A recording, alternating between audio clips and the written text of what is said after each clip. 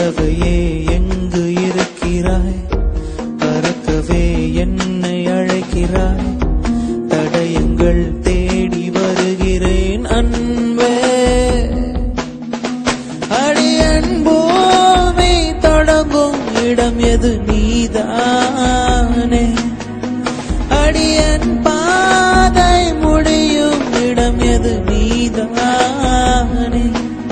பறக்கும் திசைகள் எல்லாம் பாவை முகம் வருதே. பார்த்த பின்பு அதன் தோற்ற பிழைகள்